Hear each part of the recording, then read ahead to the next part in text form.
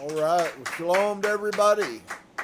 We're very glad to get an opportunity to come back and to be able to share, and hopefully you guys are having a wonderful week, and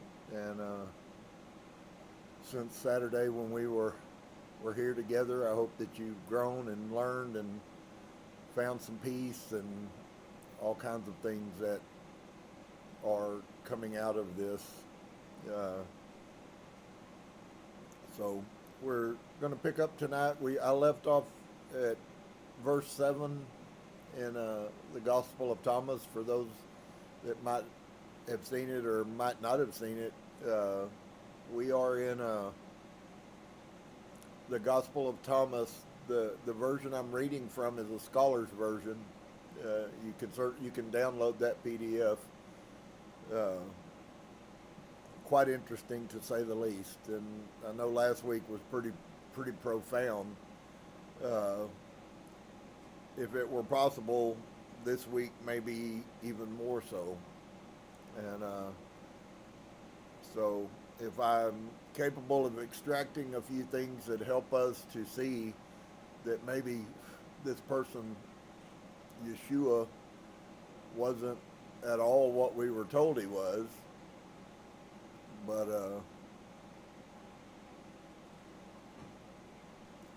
I think there's going to be some confirming notes for you tonight. So we're going to pick up in verse 8, and hopefully all you guys have taken some time and went and calmed yourself and quieted your mind and asked your spirit guides to help you to focus, and all of those things are very, very important and very necessary for us to do. For some of you, if you come along and that's strange to you because you thought that you needed to pray through some Greek name to a Hebrew God, then that may be quite strange to you, but there's certainly not any need that I know of to pray through any name. In fact, prayer is walking in a state, and as I've been saying, we're gonna get there. I promise you. I was talking to somebody this afternoon, and there's just so many things that. Give me just a second. This thing's about to choke me. Uh, I like incense, but our air conditioner's blowing that right in my face. Uh, so, how many of you found some stuff that's been quite profound? We've it's just been one thing after another, after another, after another, after another. Uh, we went on Sunday and experienced a really profound deal. Uh, you know, people have problems with quieting their minds to be able to meditate, and I certainly understand that. I think everybody has to learn, and the only way you learn is by doing, by repetitive quieting your mind. And even if you fail, it's a victory. The fact that you're there doing that is a victory.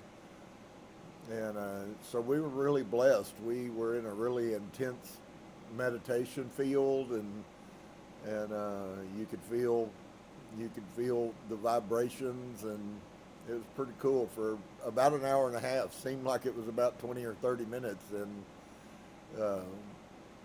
but we were there an hour and a half. So certainly might be something that you want to do research. We're out here in the middle of Podunk. We had to drive down to St. Louis, and I'm sure if you live in a bigger town, you can probably find plenty of deep meditation classes to be a part of. I certainly would encourage it. It'll be a huge blessing and a benefit to you. So, and so we're in the Gospel of Thomas, and I'm going to pick up. There's a lot of stuff to cover here, a lot of pieces. If you've read this, then there's a lot of nuances and stuff that hopefully you picked up on, and if not, then hopefully I can come along and help pick up some and help share with you so that your understanding will grow even more. And so we find in verse 8, and he said, there's some really strange things. You got to be careful with the words that are written here, because they're really saying a lot. And he said, talking of Master Isa, I guess I should share that. If you guys hear me say the words or the term, you will a lot, Master Isa, you will know that Master Isa is Yeshua the Hebrew, and I guess you can categorically tie it to Jesus, the Greek God. So that's the term that if you hear me talk about the divine creator, that's something I'm settling on that works for me. He is the creator of the divine realm. And so just to kind of maybe bring you up to date, so when I say something, you at least have an idea about what I'm saying. And he said, Master Isa, the enlightened ascended master, the human one, and there's something to that. The human one is like a wise fisherman who cast his net into the sea, and he drew it from the sea full of little fish.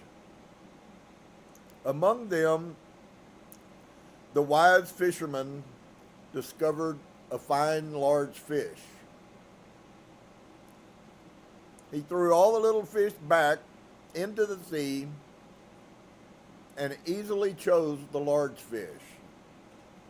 Anyone here with 2 good ears had better listen. And there's a little different connotations when you hear this. You see a little bit of I don't know, anticipants, that he's anticipating something. He's really trying to say something a little greater to us than what we realize. Uh, he used this metaphor, or so it was written in the in the New Testament, that he used a kind of a similar version, but not. They end up not really being that much at all. Uh, so the human one. That's a interesting term. Most people would not speak like that. Neither would they have probably written like that. So that could be a dead giveaway to us that there's something here maybe we need to look at from a different perspective, that we need to gain understanding from.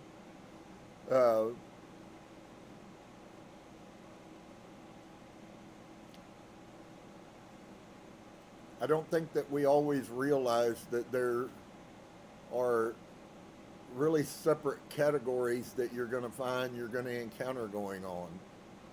I've shared it, and I'm starting more to share it in a little, hopefully a little clearer terms. But we are a spirit being, and eternal spirit being, that are inhabiting a physical body. For those of you who may struggle, that in the beginning they, Elohim, created us in their image, that's not talking about the spirit. That's who we are. That's not who we are. We are a two-part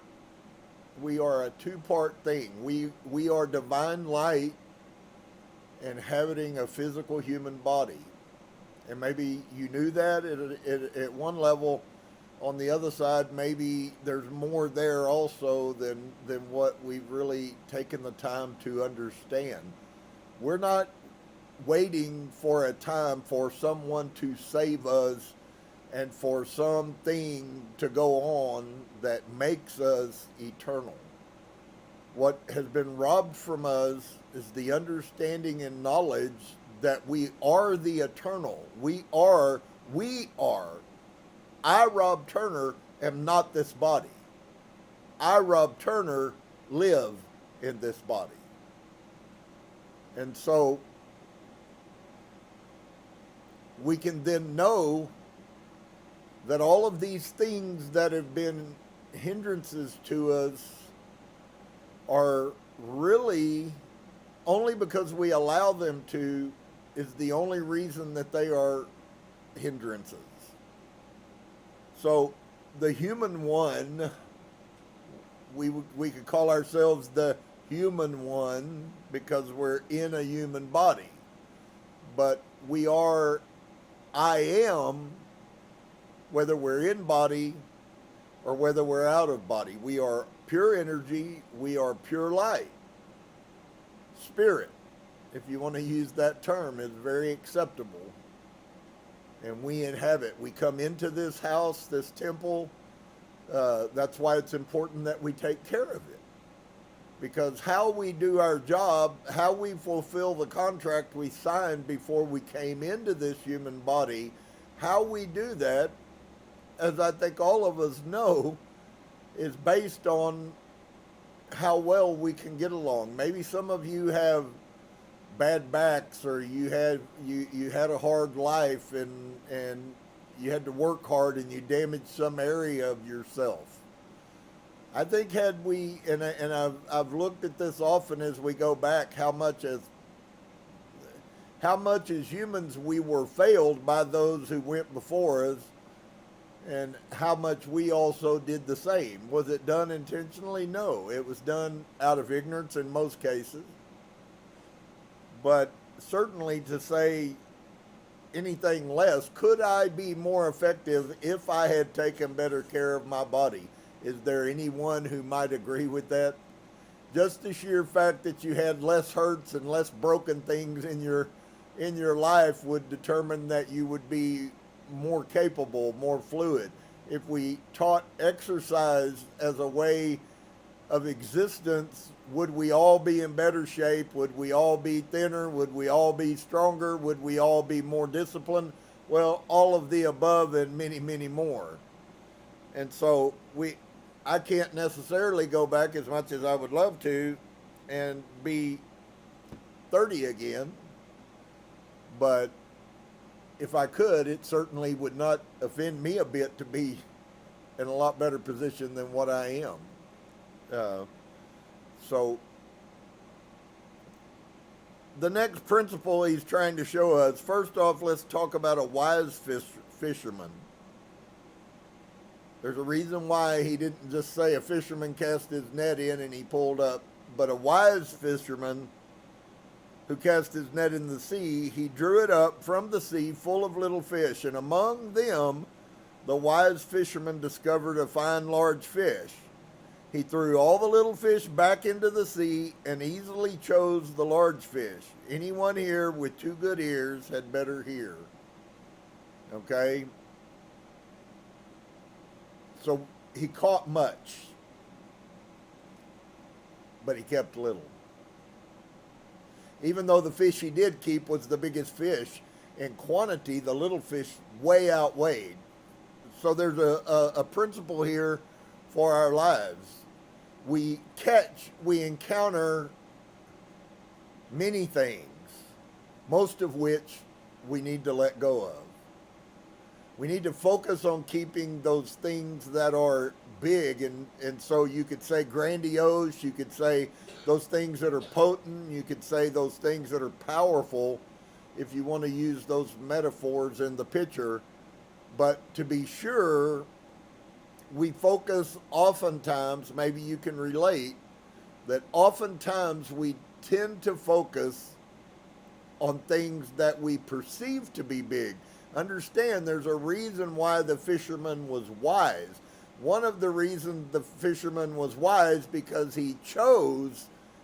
We have free will. Nobody will force us. We can keep the little fish if we choose to. But the wise man will choose to keep the biggest thing and throw the little ones back. It's funny because this kind of fits into some other things that I'm going to try to get to at the end, just to kind of help some people who, all of us really, we need to kind of figure out from where we've been, where are we going. And I think that's pretty important. So he threw all the little fish back into the sea, and he easily chose the large fish. So here we are. You say, well, with all of this stuff that's learned, then there's nothing wrong with Christianity. Friend, if you need to go back to Christianity, go back to Christianity. I don't know why you would want to, but if that's what you need to do, that's what you need to do. But that's not a wise move. That's keeping the small fish, when you probably haven't even fully explored the reality of the things I'm sharing with you about who we are and how powerful spiritually. If you need religion and rules for your life to be full and complete, you are a little fisher. The thing I am offering to you guys is the big fish. It is a picture of who we are, and I'm not talking about your physical body. I'm talking about the light and the energy. Now, those are not so weird concepts, because in the Bible, we clearly find out that we are required, actually, we were called to be light to a world, and we hear some of that vernacular here in a little while. So, if you desire wisdom, then what he's trying to get through to us is, why don't you focus on the things that matter, the things that are big, and let those little things go. In fact, not only let them go, but throw them back. Throw them away. Push them away from you. Uh, and so part of our journey then has to be discerning between what is and what isn't, what is big and what isn't big, what is important and what isn't important. And I'm saying a lot more there than the words themselves say when you break that out. But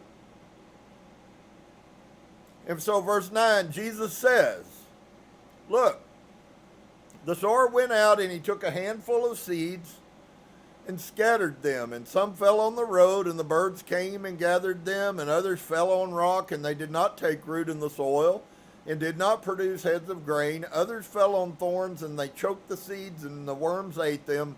And others fell on good soil, and it produced a good crop. It yielded 60 per measure and 120 per measure.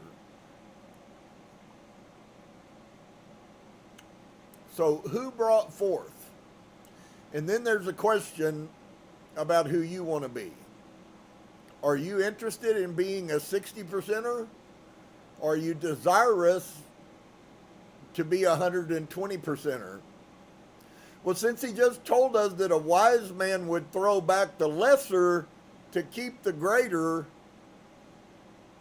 then we probably should think about maybe putting those together, even though only two camps of people generate anything. And so would it be better to be a 60%er than one of the others that were adult road or worms or all of those other things? And of course, I think unequivocally the answer is yes. But if we're looking for the ideal, then the ideal would always be, I want the biggest fish out of the batch. I have these, well, that's no good to me. Wasting my seed on thorns and worms is not really very beneficial. And me as soil, it proves my failure because I don't have the capacity to produce when the seed is given to me. And so, but in every one of these scenarios that I've looked at with you guys so far, every one of them play very strongly on your free will and your ability to either not make good decisions or your ability to discern and make good decisions. The wise man made a good decision. I'm going to keep what's the best, and I'm going to put the rest back so that it might also increase. That's the one concept. And the other is I choose to be the best by preparing my soil, my life, my mind, my heart, by preparing that for greatness with the aspiration of only 120%. And if I fall short, I would rather fall short reaching for 120 than I would fall short reaching for 60. Does anybody see that? It's all predicated on what's going on inside of your mind. I know that many of you might not understand this, and you might think that, and maybe you do, you might think that life is just happenstance, but dear friend, every one of us, our life is where it is because of us. You have no one to blame, no matter how much bad they've done to you, no matter how much they hurt you. If those are the things that we're allowing to run our lives, then we have a really, really, really messed up concept of what reality is. Just because somebody does ill to you doesn't mean that you have to accept it. It doesn't mean that you have to then live at a lower standard because other people choose to. All it means is that you have to deal with how their poor standards affect you. And you can either choose a high road or you can choose a low road. You can either use all the wrong emotions or you can not let their behavior affect you. And that's really hard. We find that no matter which version it is. If you listen to Paul, Paul says, in everything rejoice, because this is the will of God for all humanity, is that you rejoice. Even when things aren't great, even when things are bad, even when people aren't very bright, even when people do things intentionally to hurt you, and you're going to live through all of those, and you're going to experience every one of them. The question isn't, are you going to do that? All humans are going to. The question is, dear one, is how are you going to deal with it? And oftentimes, the mass majority of people fail horribly in that level as far as dealing with it. We all have. But just because we have doesn't mean we have to continue. And so, part of the point that I would like you to see, wisdom is how you discern things, and our freedom of will determines what the outcome. So in other words, let me say it, it's cliche philosophy, but it certainly should be repeated in our own ears by us every single day. I have a choice to determine whether I want to be 0, 60, or 120. And I will only be what I aspire to. If you're not 120er, it's because you didn't want to be one. And that's what's really hard about this message. I said it in the past. Many of you are going to go, oh, this is so much harder now. I don't have any rule book to tell me everything to do, to micromanage me, and I just don't know what to do. Well, see, that's not a true statement. That might be your reality, but there's lots of realities that need to be rejected, and you have the power to change your reality. If that's been your reality, then I'm going to tell you and empower you that you have the capability of changing that reality. How do you do that? You do that by changing the way you think and the way you look at things. And that's difficult because it requires change, and most people are very proud of their inability to change, which is really a horrible shame. They should be ashamed of themselves, but they have no conscience, so they're not. So, Yeshua says, I have cast fire upon the world, and look, I'm guarding it until it blazes. I've cast fire. One of the things that you will notice if you begin to kind of look a little bit, the concept of fire biblically has to do with multiple different facets. Fire in the Bible has to do with judgment. Fire in the Bible has to do with purity. He was refined like the fuller's fire. It has to do with righteousness. And so we have Yeshua saying here, I cast the good. I'll even go as far as to say that I have opened myself up and I have cast the light on them, and I'm just waiting to see which ones of them illuminate. Why? Because illumination is a conscious decision that you make to change who you are. You cannot be illuminated and be what you were. If you think that you're going to continue to be a thief and a liar and a cheat and you're somehow illuminated, you're just delusional. Because you're not any different than you were. If you have no conscience about those things, you're not any different than you were. People that have love and have a heart have a conscience. And so those things happen. That's why we must always be careful and work mindfulness. Because mindfulness and a conscience go together. Okay? You have no conscience because you do things to people without ever thinking, because you don't really care about them, and that's really the truth.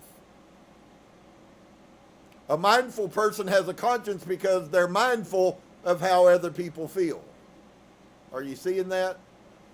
And that, whether you know it or not, there's a huge drastic chasm between those two, and there's only one of those that are acceptable. What am I saying? Am I saying you're going to go to hell? I can't tell you what's going to happen to you, but I can tell you what the highest calling is. And the rest you're going to have to deal with for yourself. So I fear that there's going to be, with this movement that's going on worldwide, there's going to be a whole lot of people who are anything but enlightened, but learn how to say the buzzwords. I noticed that in Christianity, as long as you learn how to say all the right words at the right time, everybody think you really believe it. And this is a different thing. I don't care who thinks whatever they think about whatever. That's irrelevant. The only thing that's important is do I know that I'm tracking true and that I'm working the principles? And one of those principles is mindfulness. Thinking, trying to constantly think. Are you going to slip up and fail? Yeah, sure you are. You don't need to beat yourself up about that. You just pick yourself back up, which is what I've been preaching for 30 years. So he says, I'm guarding it until it blazes. Since we just prior to this had a conversation about 5 different classes of humanity, those who are hard rock roads and those who are thorns and then those who are good soil and those who are really good soil. When he says this, he's also, the same connotation then comes into this verse as well. He said, I threw the seed out there. I'm just waiting to see which one is going to be what. And of course, the seed is his word. The seed is the word he was speaking. And so Jesus said, this heaven will pass away, and the one above it will pass away. And that's a new concept that you probably haven't really heard unless you've read this book. We're always told that the heavens, plural and all of them, I guess, is what people thought. I don't really know what they thought. But we know that there are multiple layers in heaven, and according to Yeshua now, the one directly above our head is going to disappear, as well as the one that's above it. The heaven will pass away, and the one above it will pass away. The dead are not alive, and the living will not die. I had a conversation, and I told someone, look, really, if you come to the point that you die according to your body, it really is insignificant to you. Because the truth of the matter is that you're never going to die, but those who are dead inside, those will never live.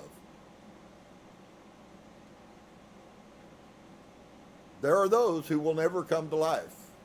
They will never come to the light that they are. They will never find the greatness that they could be. They will never experience all that they were intended to be. And we see some pictures of that and some spiritual things that we've seen, that there are people in the heavenlies, folks, who are not real happy. They have horrible existences. And that's what he's talking about. The dead are not alive. So we would then have to define, what does it mean to be alive? And the living will not die. I am a living spirit. I will never die. This body can fall in a heap on the ground and nobody is going to care. And I'm not going to be here to care. I might be in another body somewhere already. So during the days when you ate what is dead, you made it come alive. When you are in the light, what will you do? And so he's moved us in. All of this is spiritual metaphor. And he's drawing the pictures beforehand so he can try to get you to think about something past the end of your nose. Let's look at it again. The dead are not alive, and the living will not die. Can I tell you, dear one, what you are on earth, it appears might be what you are after the fact. During the days when you ate what is dead, you made it come alive. When you are in the light, what will you do? Will you make the light come alive?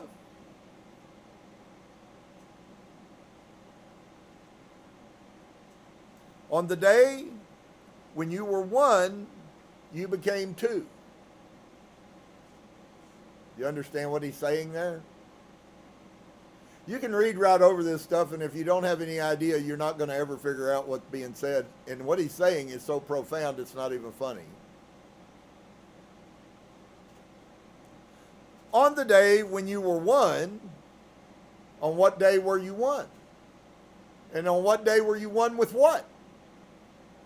He's already been telling you about when you are in the light, what will you do? So we know that he's talking about light. He's expounding on that. He hasn't shifted gears. He didn't jump over here and he's teaching something else. This is all one thought process. So when we eat something that's dead, we make it alive because it came inside of us and now it lives.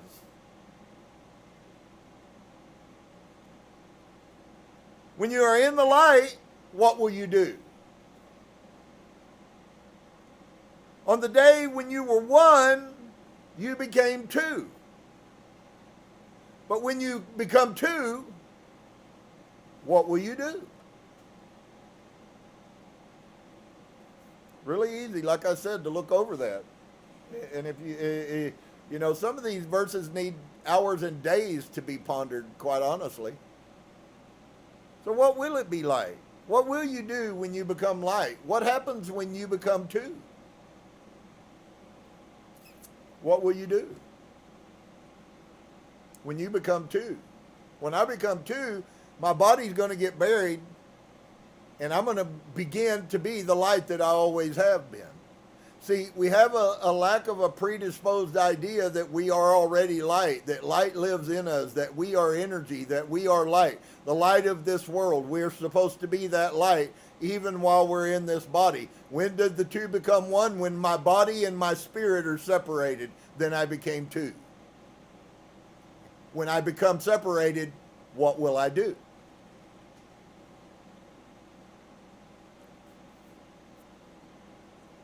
And the disciples said to Jesus, "We know that you're going to leave us. Who will be our leader?" And Jesus said to them, "No matter where you are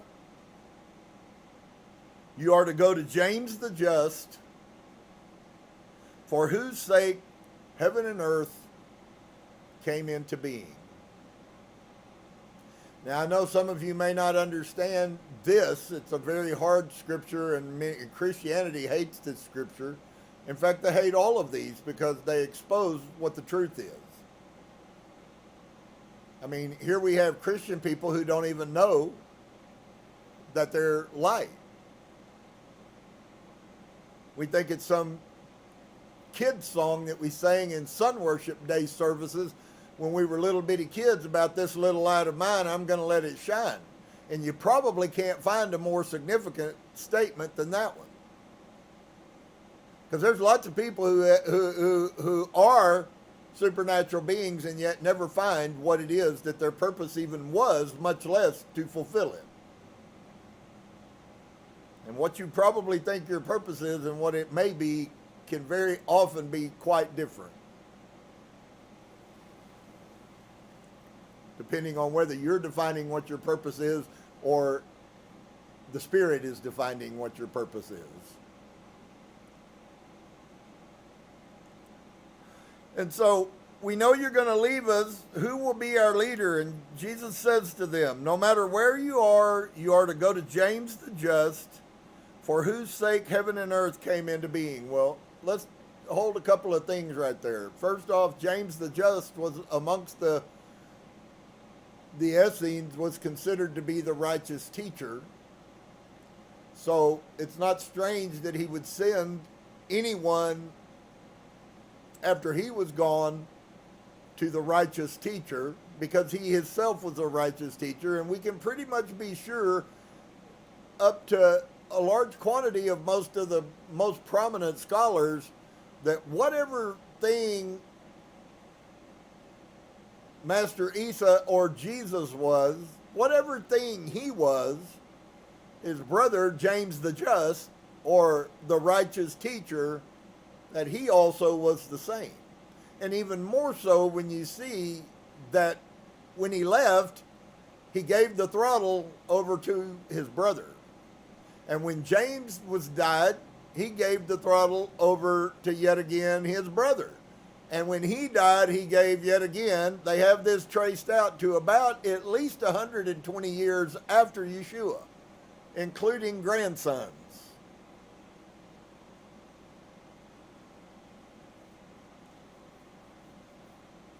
So Jesus said to them, no matter where you are to go to James the Just, for whose sake heaven and earth came into being.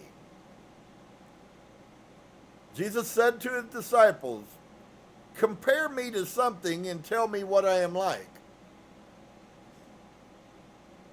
And Simon Peter said to him, you are like a just angel.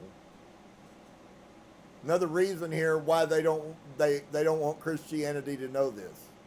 Now, have you noticed that we have three people and not one of them defines him in the way that Jesus is defined today? And since this is older than even all the Gospels, we probably should pay attention to find out how we should view this Esau, or who some call Jesus or Yeshua. And Simon Peter says to him, you're like a just angel. That's how Simon Peter viewed the master. A just, so he always did what was right. What did he just say about his brother? James the Just, or righteous. So Peter tells him, you're like a righteous angel. And Matthew says to him, you're like a wise philosopher. Now that should shock you. Because guess what none of them said? You're like the Son of God. In fact, they define him in very human terms. Why? Because none of the first century believers thought he was God. None of them. So now the guy in Matthew who is equated as having written all of this nonsense about all of this nonsense, he seems to think that he's a philosopher. Well, he was. Esoteric mysticism is very much tied to philosophy. And Thomas said to him, teacher, my mouth is utterly unable to say what you are like. But you'll notice the predominance of all of them. Not one of them accounted him as being what Christianity moniker that they put on him. Jesus said, I am not your teacher. Because you have drunk, you have become intoxicated from the bubbling spring that I have tended. I am not your teacher.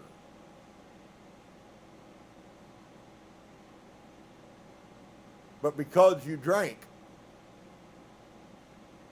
of the bubbling spring that comes out of me, which is the light.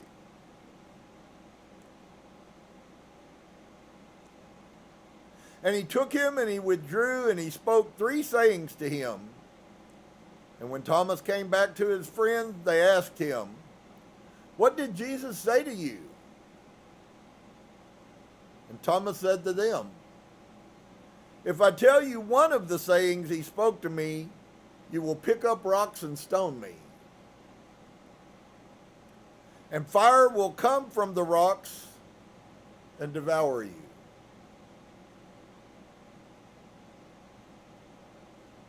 So there must have been something pretty divine in these 3 hidden sayings that he gave to Thomas that the disciples were not privy to hear. Of course, as far as I know, we have no written text about what it was, because then by virtue, I guess we would have picked up stones and we would have gotten killed by the fire as well, right? In other words, it was a none your business deal.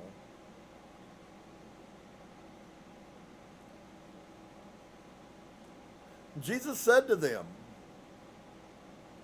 If you fast, you will bring sin upon yourselves. And this goes to the proper understanding to us about this so-called thing that has to do with prayer, biblically according to Master Isa. This is kind of like a precursor to those things that I've been alluding to. It's very deep. It's easy just in a way to say it, but then to understand what's being said is quite complex, because it's not at all what we think it is. In fact, there's some really certain sureties and some other things that I have experienced personally, some of,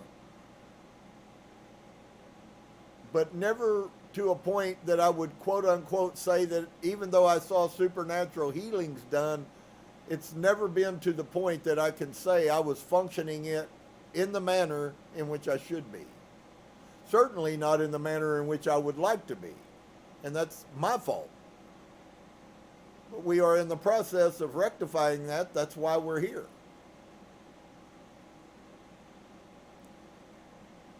And so he says, if you fast, you will bring sin upon yourselves. If you fast, you will bring sin upon yourselves. Kind of a strange statement. And if you pray, you will be condemned. Now, I know that all of you remember that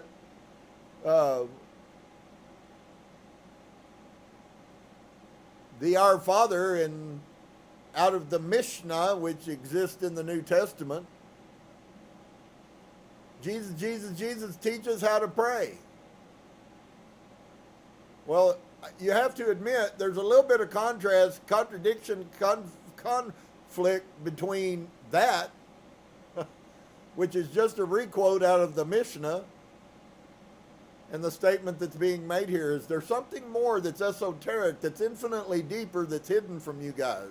And I'll explain it again. The problem with things that require illumination means that it's intentionally hid from those people who are not. That's why all of this, which is all esoteric, it's all mysticism, and it's all about illumination. Why? Because he wants those that are illumined to understand that there's special things for you.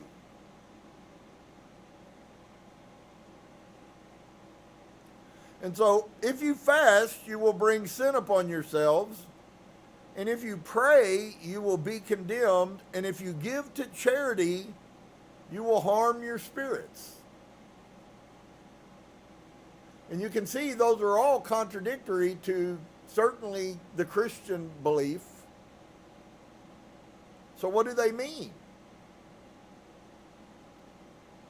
When you go into any region and you walk about in the countryside, when people take you in, eat what they serve you, heal the sick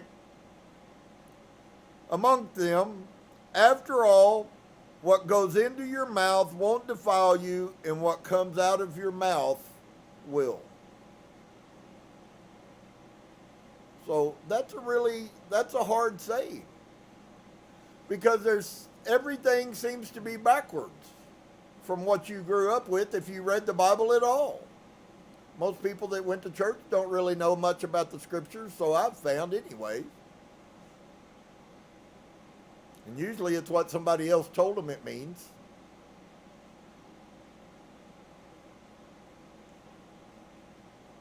So why would they then bring sin upon themselves, condemn themselves, and harm their spirits?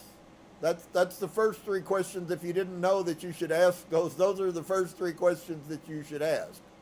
If these things are what are going to come to pass, why are they going to come to pass? What is it that this doing thing, why am I going to sin if I fast? Why am I going to be condemned if I pray? And unfortunately, the reason that those things are applicable is because of the understanding which is so drastically opposed to proper understanding. Most people, when they fast, are not. That's why they had to put a provision in the Hebrew scriptures to make a rule for you that don't look like you're all down facing, because if you've ever fasted at all, and I'm talking more than 10 minutes, if you've fasted for 4 or 5 days, everything about you begins to dry out and you get very sullen and you have almost no energy, and it's real easy to tell when somebody's fasting. And we were told in the scriptures that you're to anoint your head with oil and wipe your face with oil and put on a smile. And most people don't even know what that's about, why you would even do that, because they've never fasted, so they don't even know why. They don't even know the effect that it has on your physical body.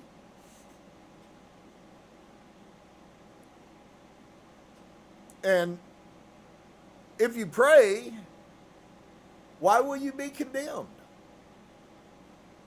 Why will praying cause you to be condemned? Anybody know the answer? Well, James, the righteous, tells us. Because it has to do with your inability to believe.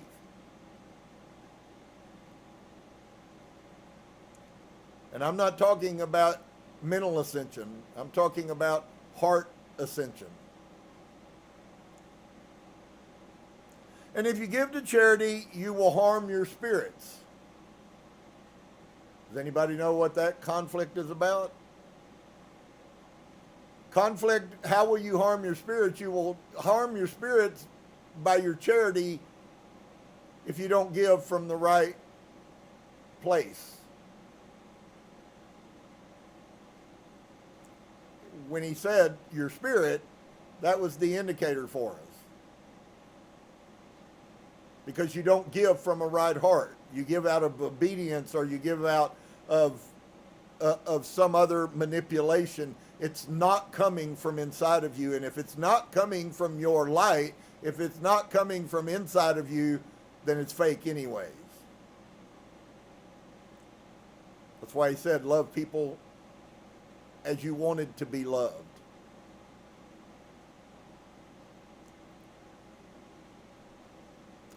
And so,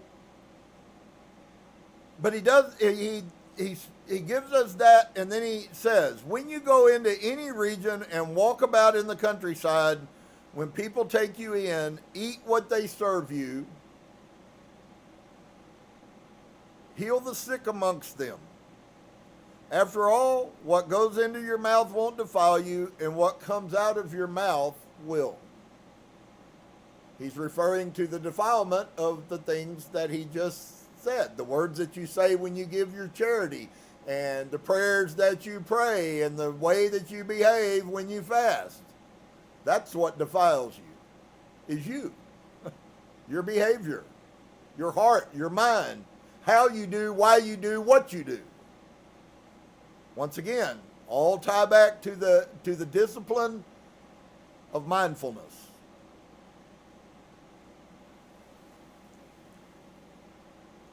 And so Yeshua says, when you see one who was not born of woman, fall on your faces and worship. That one is your Father.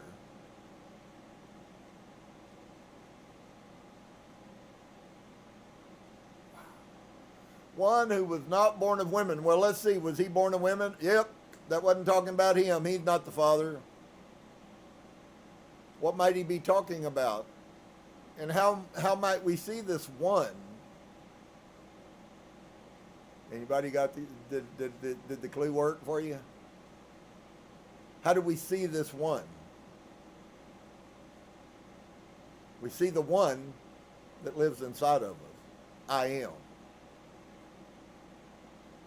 When you begin to see him, you truly have found, as he says here in just a few minutes, you found two things at the same time.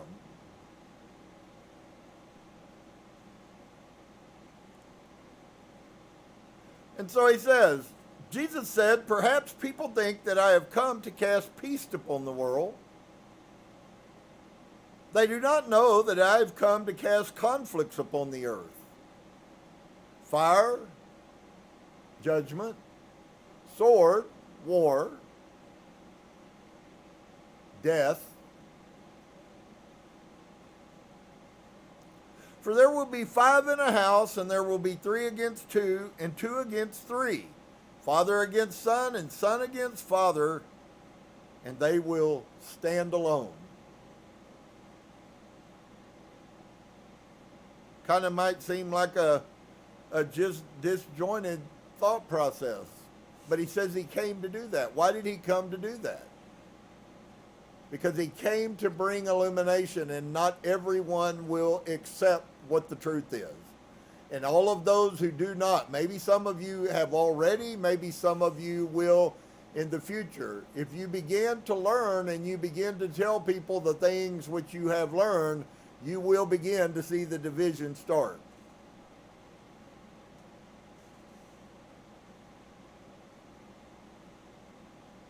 And he says, that's what I came to do. You will stand alone.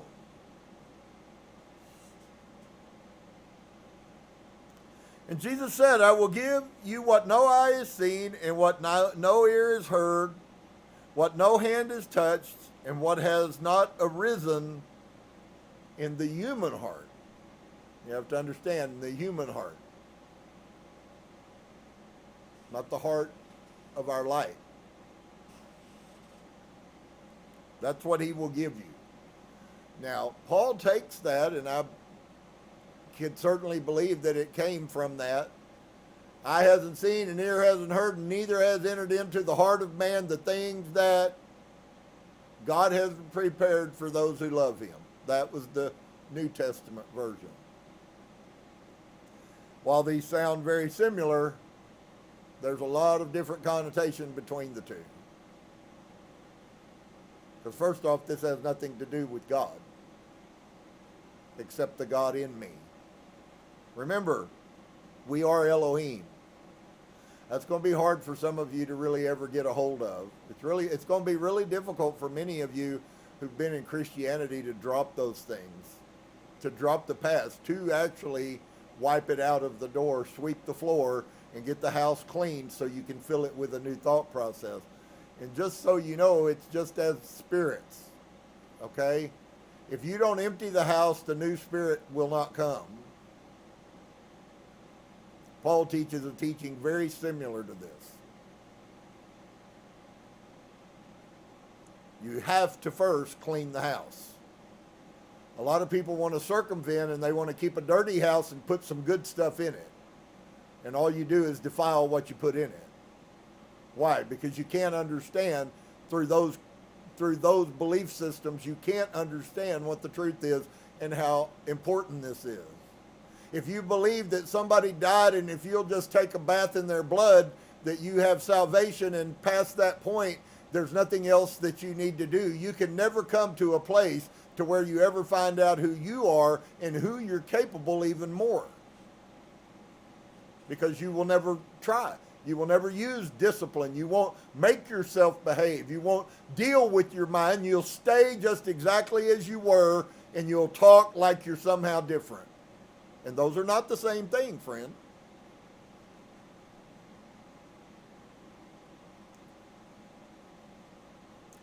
And so the disciples said to Jesus, tell us, how will our end come? And Jesus said, have you found the beginning? Then, that you are looking for the end? So have you even found where the beginning of this all, what the really, and that would be Bereshit in Hebrew, the beginning. Have you found the summit? Have you found the high point of the beginning? So much so that you're over here interested in what the end will be. This is really a scripture that has a different profound thing when it comes to us and the whole Christian mindset and prophecy. Everybody's wandering around trying to explain prophecies that were fulfilled 2,000 years ago, but they can't find out how to save themselves. So until you find the beginning, you won't find the end. And when you find the beginning, you will find the end. Because remember, dear one, there's no death. Only the body is going to die. So when I find the beginning, when I find that which I was, then I will be that which I am. Does that make sense? We're eternal. We're not going to die. If I have a heart attack right now, don't worry about it. I'm watching from up here, and then if it's my time to go, I'm leaving. And if it's not my time to go, then I'm going to come back in and I'll live again in the body.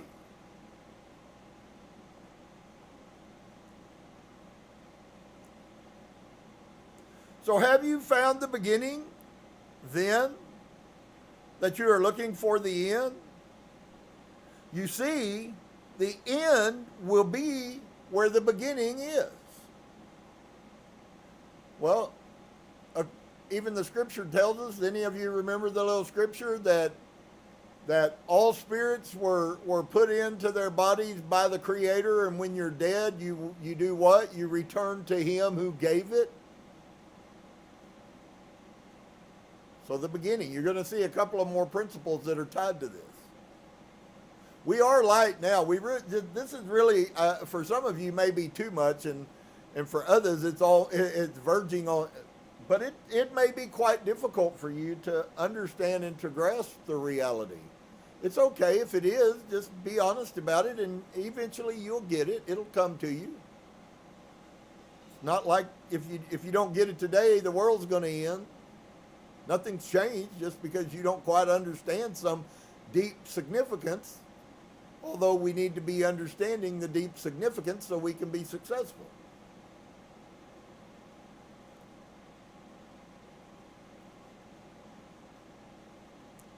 Have you found the beginning then that you are looking for the end? You see, the end will be where the beginning is. Where was our beginning? Our beginning was when we were put in this body, as far as our earthly life. So we were spirit before we were put in this body or what other bodies we've been in. We were there, alive already, eternal, and when we come to the end, we will be there, alive, and eternal. Congratulations to the one who stands at the beginning. That one will know the end and will not taste death.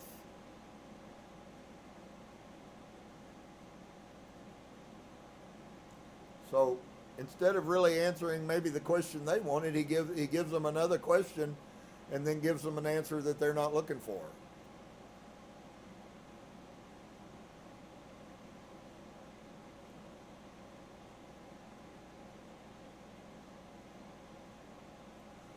That one will know the end and will not taste death. Who are those who will not taste death? And then there's a whole list of religious Christian dogma about those that won't taste death and this generation and all the other prophecy stuff in the New Testament that was concocted by Rome to mess you up. Jesus said, congratulations to the one who came into being before coming into being. If you become my disciples and pay attention to my sayings, these stones will serve you, for there are 5 trees in paradise for you. They do not change, summer or winter, and the leaves do not fall. Whoever knows them, once again, will not taste death.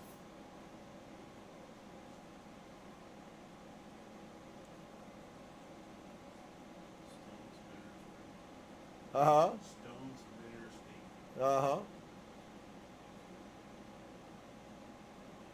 Do you really understand what is meant by you are light? Maybe some of you, that's such an archaic I think one of the greatest travesties that has been generated on the earth, and I know that there's been times when there were people who, in places where there were certainly more people that were enlightened about the reality of this, but it's pretty amazing to recognize that it's been so shrouded in us, the spirit force. Maybe some of you either have had experiences, or maybe you've known little children who were having experiences. And oftentimes, if you would probably think and go back, if not, they're probably some world noted medium. But more likely than not, the thumb and the pressure of society and the shame of religion and the punishment of parents have stopped the flow of the supernatural that we are supposed to be functioning in. I believe there's going to be a time when there's going to be a new opening, unveiling, a revelation. I don't think that any of these disciples were what have been presented to us, and neither do I think that they had the power to do the things that they did for the reasons that they were supposed.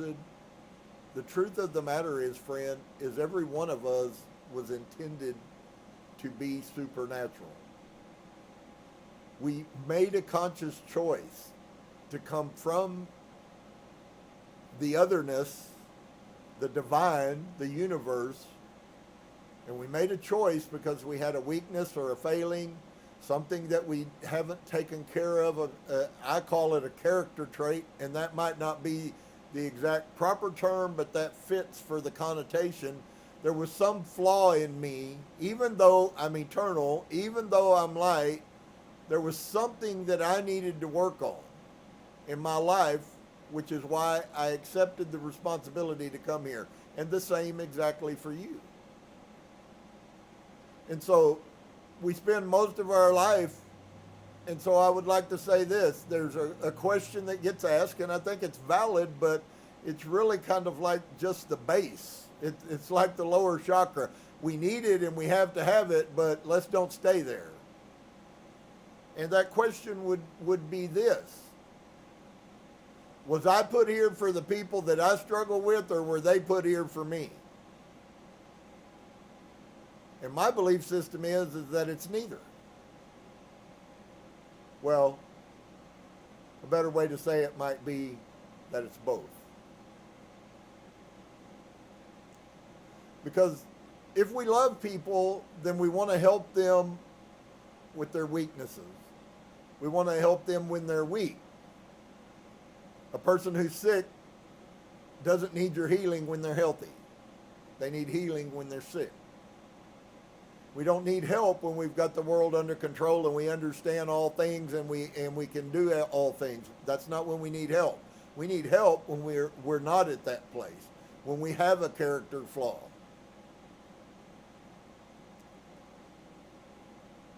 And so the beauty of what he's saying here goes back to his principle of viewing the world, and we're going to hopefully get to that place to where some people besides myself begin to have that picture of what the utopia that Yeshua was teaching about really was. Now, he taught us what it means to choose the high road and the low road. When they came at him, we have no writings of him speaking ill of Rome. We have no writings of him speaking against Judaism for the most part. He put up with it. He tolerated it. He was very kind to them. Was he a human? Yes. Was he sharp? Yes. Does he have a very sharp mind and wit? Yes. But he wasn't rude to them when they came trying to attack him, after his intuition had already told him that that's why they were there. And for those of you who don't know, psychic abilities and intuition go hand in hand, and that's what Yeshua functioned under. He was an intuit. He got messages from the spirit realm. It's not unusual. It's happening all over the world, in fact. That's why he says in Matthew that these signs will follow those that believe, and I'm going to get into my preaching message here, but that one right there you can get a hold of, and you hopefully will ponder that for the rest of your life. I used to ponder it at my church. Why am I the only person, including everybody in my church, why am I the only one that ever has a testimony that I touched someone and prayed for them, and the next morning they woke up and left the hospital? And other than my grandfather, I know zero.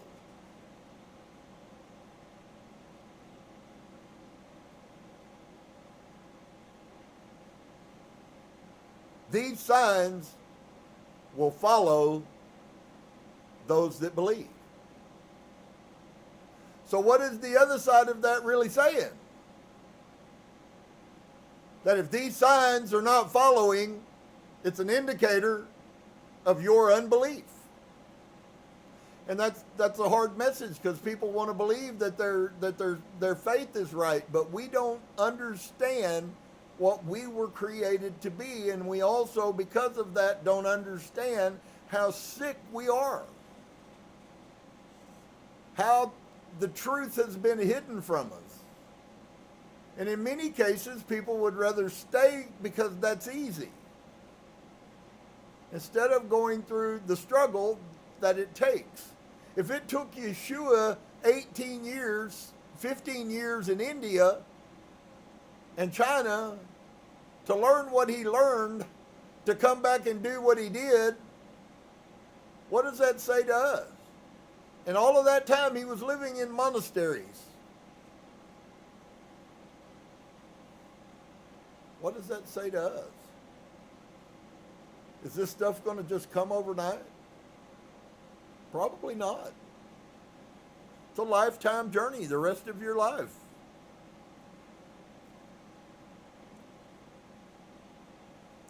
And so the disciples said to Jesus, "Tell us what heaven's imperial rule is like." And he said to them, "It's like a mustard seed. It's the smallest of all seeds, but when it falls on prepared soil, it produces a large branch and becomes a shelter for the birds of the sky."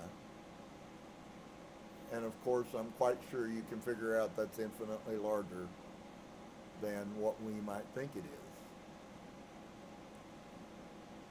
So when the seed begins to what? Of all the smallest seeds, when it begins to fall on us, then we begin to, well, if we're prepared soil and willing to produce, which was the reference he made earlier. So I hope you guys will grab a hold of this. Practice mindfulness.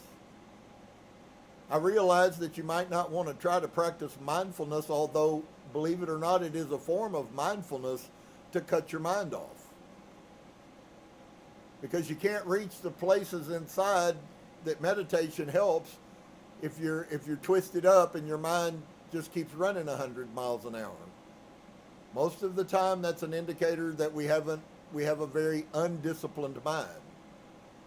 And all of us did it, as I said. We spent 90 minutes, an hour and a half in meditation, and every one of us went through those spells where our mind wouldn't behave, and we had to jerk them reins and pull it back in.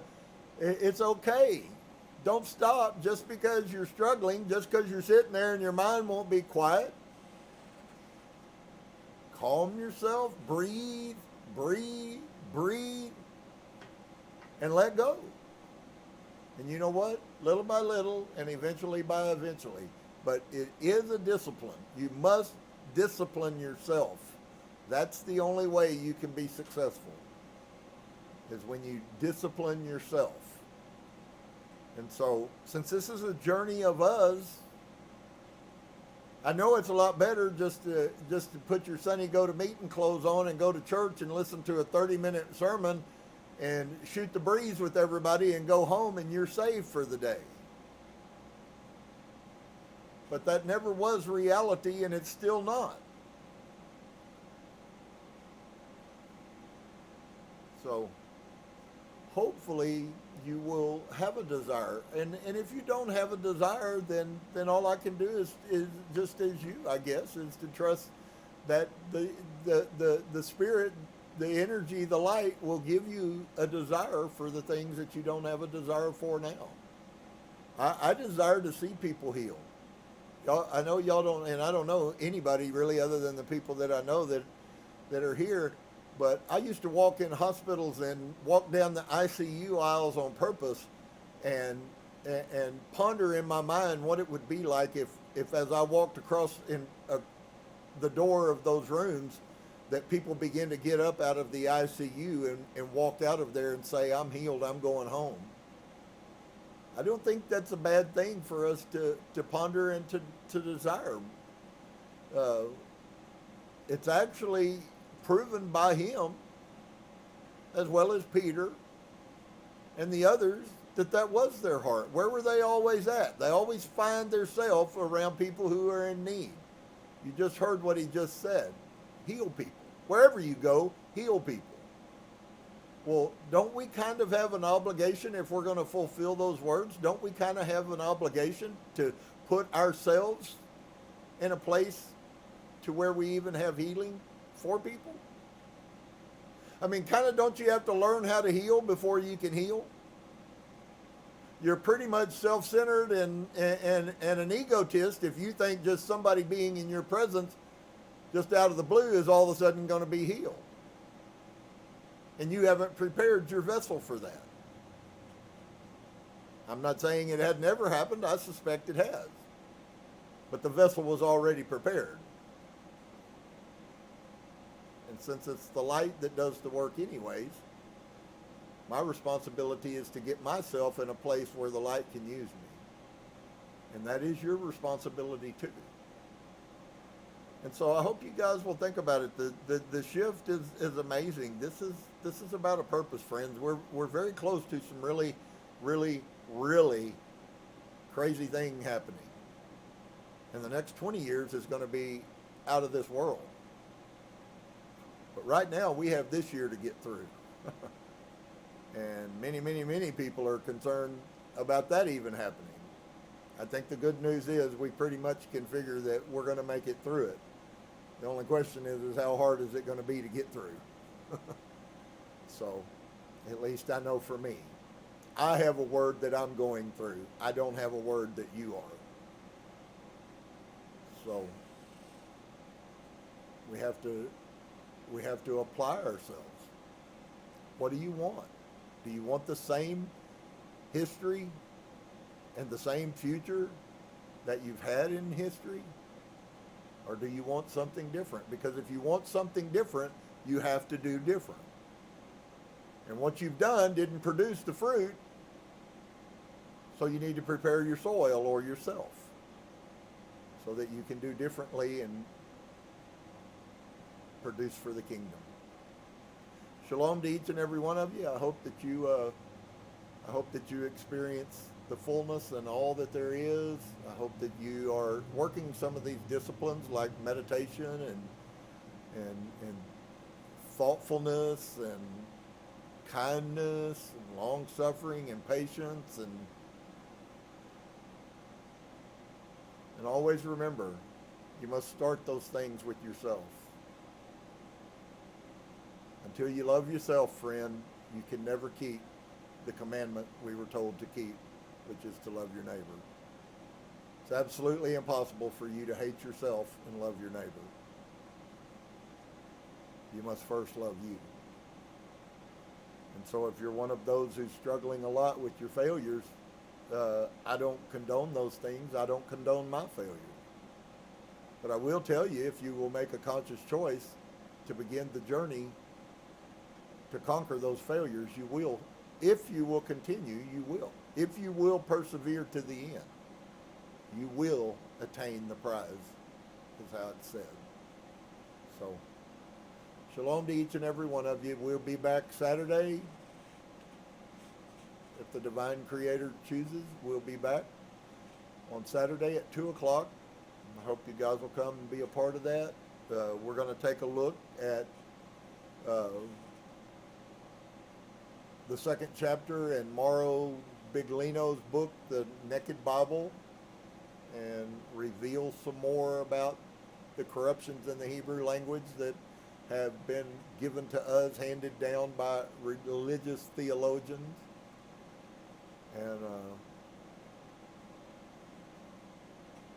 And we will go from there. All right. Shalom, guys. Hope y'all have a wonderful rest of your week.